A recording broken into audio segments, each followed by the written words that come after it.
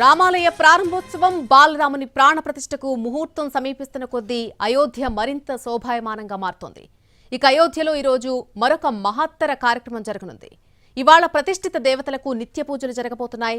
ప్రతిష్ఠిత దేవతలకు నిత్య పూజలు, అలాగే హవన, పారాయణ మొదలగునవి ఉదయం మధ్వాదివాసులు 114 కలశాల్లోని వివిధ ఔషధ జలాలతో విగ్రహానికి స్నానమాచరించడం, మహాపూజ, ఉత్సవం, విగ్రహ ప్రదక్షిణ, సైన, తత్లాన్యాలు, మహనీయులు మొదలైనవి జరుగుతాయి.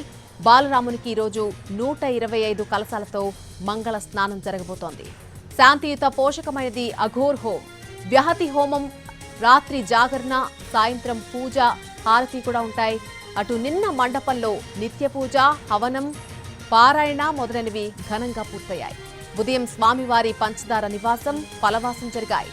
ఆలయ ప్రాంగణంలో 81 కలశాలను ఏర్పాటు చేసి పూజలు చేశారు. మంత్రోచ్చారణలతో 81 కలశాలతో మహోత్సవం అంగరంగ వైభవంగా పూర్తయింది. ప్రసాద్ నివాసం, పిండికా నివాసం, పుష్ప నివాసం కూడా దివ్యంగా మారాయి.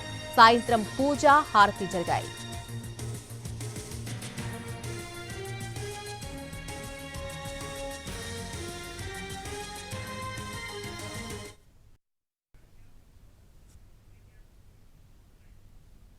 అలాగే ఈ రోజు కూడా అయోధ్యలో కొన్ని ప్రత్యేక పూజలు జరగబోతున్నాయి. అయోధ్యలో జరగబోయే ప్రత్యేక పూజలకు సంబంధించి, ఈ రోజు జరగబోయే కార్యక్రమాలకు సంబంధించి పూర్తి అప్డేట్ అందించడానికి మా ప్రతినిధి దినకర్ లైవ్ లో జాయిన్ అవుతున్నారు అయోధ్య నుంచి. దినకర్, ఈ రోజు ఏ రకమైనటువంటి ప్రత్యేక పూజలు జరగబోతున్నాయి, ఏ రకమైనటువంటి ప్రత్యేక ఘట్టాలు ఉండబోతున్నాయి అయోధ్య ఆలయంలో? ఉదయం 10 గంటల నుంచి సాయంత్రం 6 గంటల వరకు కూడా ప్రత్యేకమైనటువంటి పూజలకు షెడ్యూల్ నిర్ణయించడం జరిగింది. దీనికి సంబంధించి కూడా దేశవ్యాప్తంగా ఉన్నటువంటి ప్రధాన దేవాలయాల నుంచి వచ్చినటువంటి పురోహితులతో పాటు, అలాగే కాశీ క్షేత్రం నుంచి వచ్చినటువంటి పురోహితుడు జ్ఞానేశ్వర ద్రావిడు, ఆయనతో పాటు ఇక్కడ ఉన్నటువంటి రామజన్మభూమి దేవాలయానికి సంబంధించినటువంటి ప్రధాన అర్చకుడి సమక్షంలోనే ఈ యొక్క పూజలన్నీ జరగబోతున్నాయి. సాయంత్రం 6 గంటలకు హారతితో ఈ రోజుతో మొత్తం కార్యక్రమాలన్నీ క్లోజ్ అవుతాయి. రేపు ప్రాణప్రతిష్ఠ ఉన్నటువంటి నేపథ్యంలో క్రతువుకు సంబంధించినటువంటి కార్యక్రమాలన్నీ కూడా 6 గంటల లోపల హారతితో పూజలు పూర్తవుతాయి. ఆ తర్వాత రేపు ఉదయం నుంచి కూడా ప్రధానమంత్రి మోడీతో పాటు దేశవ్యాప్తంగా ఉన్నటువంటి వివిఐపీలంతా 7,000 మంది వరకు వస్తుండడంతో దీనికి సంబంధించినటువంటి కార్యక్రమాలను కూడా సాధ్యమైనంత త్వరగా కంప్లీట్ చేయాలన్నటువంటి ఆలోచనతో ట్రస్ట్ నిర్వాహకులు ఉన్నటువంటి పరిస్థితి ఉంది. రైట్, రేపు ఉదయం ప్రధానమంత్రి మోడీ 10:25 అయోధ్య భూమికి రాబోతున్నారు. అయోధ్యతో ఆయనకు అనేకమైనటువంటి ఒక ఎమోషన్స్ ఉన్నాయి. దాంతో పాటు గతంలో కర సేవకుడుగా అయోధ్య రామజన్మభూమితో 1990 నుంచి ఎంతో అసోసియేట్గా ఉండి అప్పటి ఉప ప్రధాని లాల్ కృష్ణ అద్వానీతో పాటు రథయాత్రలో పాల్గొని ఒక కరసేవకుడిగా పాల్గొన్నటువంటి అద్వానీ ఈరోజు ప్రధానమంత్రి హోదాలో దేశానికి యజమాని హోదాలో గర్భగుడిలో ప్రాణ ప్రతిష్ఠ కార్యక్రమానికి రాబోతున్నారు. అందుతున్నటువంటి సమాచారం ప్రకారం రేపు ఉదయం 10:25 ప్రాంతంలో ప్రధాని మోడీ ఇక్కడ అయోధ్య వాల్మీకి ఇంటర్నేషనల్ ఎయిర్పోర్ట్కి వస్తారు. ఆ తర్వాత అక్కడి నుంచి 10 నిమిషాల వ్యవధిలో హెలీప్యాడ్ ద్వారా ఇక్కడ రామ్ జన్మభూమికి అయోధ్య చేరుకుంటారు. ఆ అయోధ్య నుంచి ఇక్కడ రామ్ జన్మభూమి దేవాలయం ఏదైతే ఉందో ఇక్కడికి ఆయన 11 గంటల ప్రాంతానికి చేరుకుంటారు. 11 గంటల ప్రాంతం నుంచి 12 గంటల మధ్యలో ఆయన ప్రత్యేకంగా పూజకు అవసరమైనటువంటి ఏవైతే ఉన్నాయో ఆయన తయారవుతారు. ఆ తర్వాత 12:05 నుంచి 12:55 దేశవ్యాప్తంగా, ప్రపంచవ్యాప్తంగా హిందువులు ఎదురు చూస్తున్నటువంటి బాలరాముడి విగ్రహ ప్రతిష్ట ఏదైతే ఉందో దానికి సంబంధించినటువంటి ప్రాణ ప్రతిష్ట కార్యక్రమంలో దేశ యజమాని హోదాలో ప్రధానమంత్రి పాల్గొంటారు. అయితే ఆయన గత 10 రోజులుగా చూడొచ్చు, కటిక నేలపై నిద్రిస్తున్నారు. కేవలం కొబ్బరి నీళ్లు మాత్రమే తాగుతున్నటువంటి పరిస్థితి. ఆ తర్వాత ఈ కాలంలో అనేకమైనటువంటి పుణ్యక్షేత్రాలు, నిన్న కూడా ఆయన రామేశ్వరంలో దర్శనం చేసుకున్నారు. అంతకుముందు ఉమ్మడి అనంతపురం జిల్లా లేపాక్షిలో విరూపాక్షి దేవాలయానికి సందర్శించారు. సో అంటే ఒక దేశ యజమాని, ఒక ఇంటి యజమాని ఒక విగ్రహ ప్రతిష్టాపన చేయడానికి అవసరమైనటువంటి 11 రోజుల ఉపవాసం ఏదైతే ఉంటుందో వాటన్నిటినీ హైందవ సంస్కృతి సాంప్రదాయాల ప్రకారం పాటిస్తూ కూడా ఆయన ఉపవాస దీక్ష చేపట్టారు.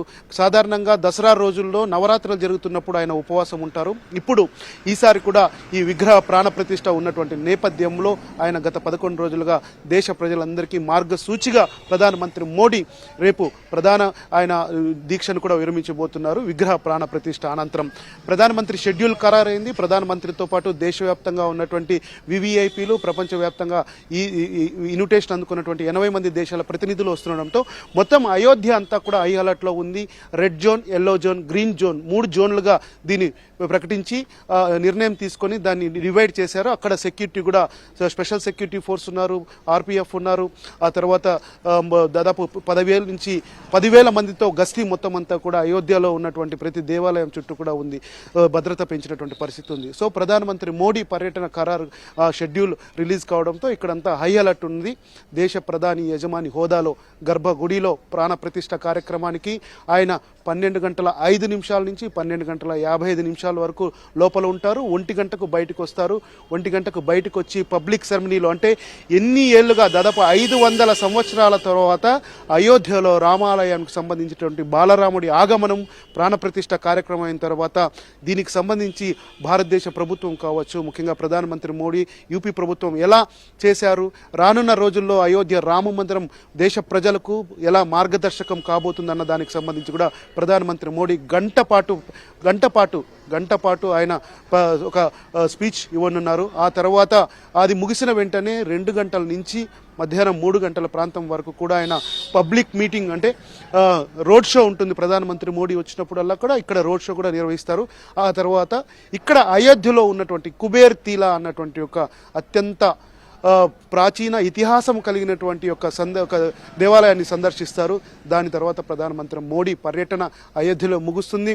ప్రాణ ప్రతిష్ఠ కార్యక్రమంలో పాల్గొన్న తర్వాత ఎంతోమంది భారతీయుల కలగా భావిస్తున్నటువంటి రామజన్మభూమిలో ఒక కరసేవకుడి నుంచి దేశ ప్రధాని హోదాలో నరేంద్ర మోడీ వచ్చి ఇక్కడ ఆయన పార్టిసిపేట్ చేయడం, దానికి సంబంధించి కూడా అటు అన్ని హిందూ సంఘాలు కావచ్చు, తర్వాత భారతీయులు ప్రతి ఒక్కరు కూడా ఆయనకి జేజేలు పలకడానికి సిద్ధంగా ఉన్నారని రామ జన్మభూమి ట్రస్ట్ నిర్వాహకులు స్పష్టం చేశారు. నల్ని right Dinakar, thanks for the live update.